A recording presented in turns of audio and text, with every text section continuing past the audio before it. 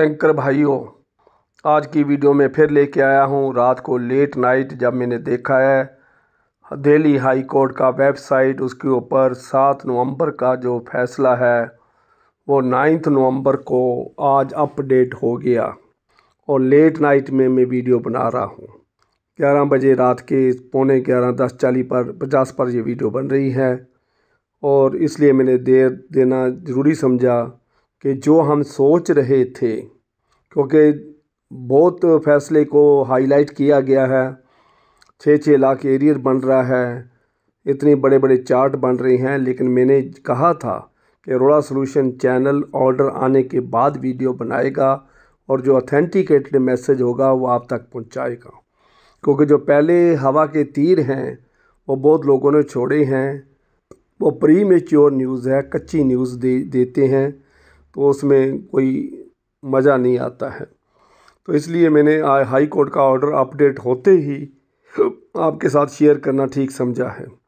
तो इसमें क्या है, आज क्या है, 7 नवंबर वाला जो केस है दिल्ली हाई कोर्ट का, स्टेट बैंक ऑफ इंडिया की पेंशन के बारे में जो बातचीत है, जो अनोमली है 50% वाली 40% से। तो सबसे पहला पेज क्या कहता है, in the High Court of Delhi at New Delhi, ये पटिशन का नंबर लिखा हुआ है।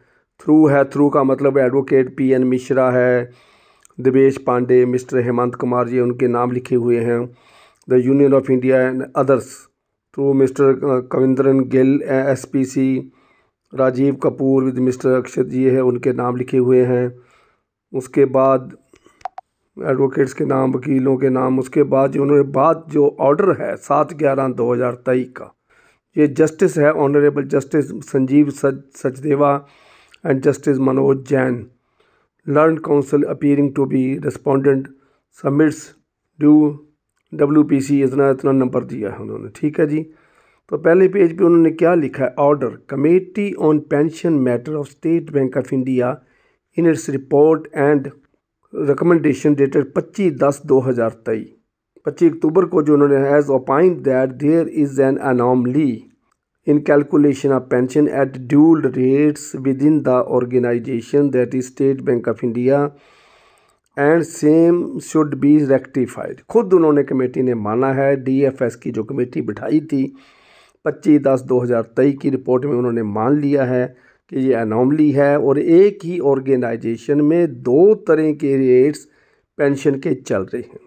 The committee has recommended to the competent authority that the pension in State Bank of India be calculated at uniform rates of 50% for all the pensioner। Committee ने recommend कर दिया। उसके बाद वो कहते हैं learned council for the responded further submit that the competent authority had accepted the recommendation and required the State Bank of India to carry out necessary amendments in the regulation as per section 50 of the state Bank of India act 1955। 1 जुलाई 1955 को SBI बना था और इसकी जो section 50 है banking regulation act की, जो pension regulation act की, उसमें ये अमेंडमेंट करने की ज़रूरत है, क्योंकि इसमें सीलिंग है। स्टेट बैंक ऑफ इंडिया की पेंशन में सीलिंग है, वो 27,315 पर सीलिंग है, दूसरी सीलिंग और है, तो सभी जगह पर सीलिंग में एम्प्लाई फंसता है। पेंशन तो पहले भी 50% से ऊपर बनती है, लेकिन उसको नीचे करा गया सीलिंग की वजह। He submitted that the communication has been received from the competent authority today itself and appropriate steps shall be taken by the State Bank of India to comply with the direction of the competent authority, learned counsel for the respondent praise for the some time। देखिए उन्होंने competent authority किसको कहा है, DFS ने इस बात को मान लिया है और स्टेट बैंक ऑफ इंडिया को इंस्ट्रक्शन दे दी गई। या स्टेट बैंक ऑफ इंडिया को पहले ये बताया गया था कि 4 हफ्ते का टाइम दिया गया है टू कंप्लाई विद, लेकिन इस ऑर्डर में 4 हफ्ते का टाइम की बात नहीं है। एज लर्न काउंसिल जो SBI का वकील है, उन्होंने टाइम मांगा है, तो उन्होंने एट द रिक्वेस्ट 22/1/2024 तक उसको टाइम दे दिया है। कहीं भी 4 हफ्ते का जिक्र नहीं है, कोर्ट के ऑर्डर में जिक्र कहीं भी नहीं है। State Bank of India is directed to take expeditious steps in terms of the direction issued by the competent authority. Report be placed before the court to regard the steps taken before the next date of hearing।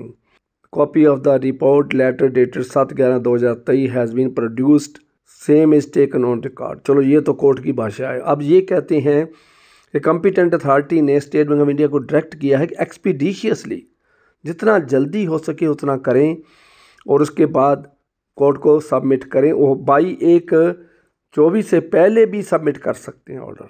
उनकी hearing 22/1 उससे पहले भी submit किया जा सकता है। लेकिन इसमें ये चीज़ क्लियर हो गई है कि पहली बात तो ये रिट्रोस्पेक्टिव इफेक्ट से नहीं है। बैक डेटेड पेमेंट एसबीआई नहीं करेगा।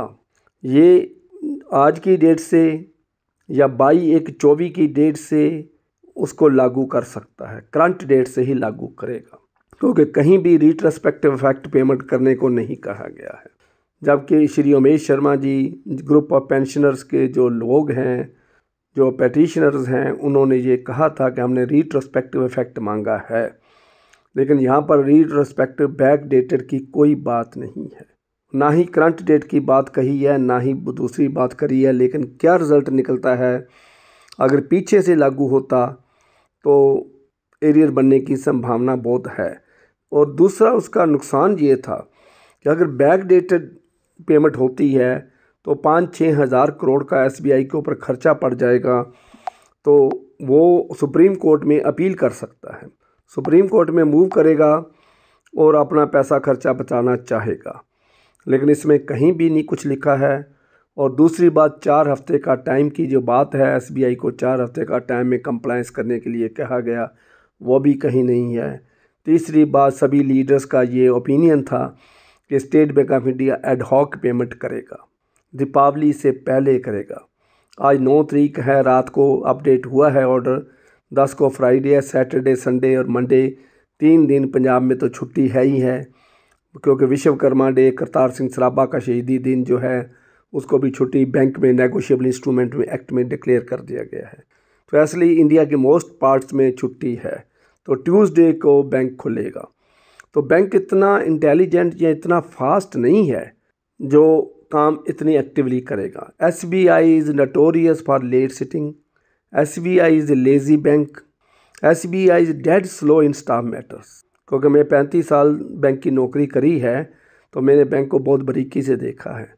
Dead slow in staff matters, क्योंकि स्टाफ मैटर जब भी डिस्कस होता है तो बहुत लेट होता है। एसबीआई में वहाँ पड़ा रहता है, हाउस लोन ले लो, कार लोन ले लो, कुछ भी ले लो, स्टाफ मैटर में तो बहुत स्लो चलता है। आपने चुटकुला वो व्हाट्सएप पर मैसेज देखा होगा, एक आदमी जूते की दुकान पर, फुटवियर की शॉप पर जूते लेने गया, तो उसने एक ही नंबर के, एक ही साइज़ के, एक ही डिज़ाइन के 2 जूते सेलेक्ट कर लिए। तो दुकानदार ने ये पूछा भी एक ही डिज़ाइन, एक ही नंबर के आपके 2 जूते लेने का क्या फ़ायदा है, क्यों ले रहे हो? कहता मेरे को एक प्रॉब्लम है। कहना मैंने एसबीआई में हाउस लोन अप्लाई किया है, एक जूता तो वहाँ घस जाएगा, दूसरा तो मैं पहनूंगा, मैं तो दूसरा ही पहनूंगा, एक तो एसबीआई के लिए लग जाएगा।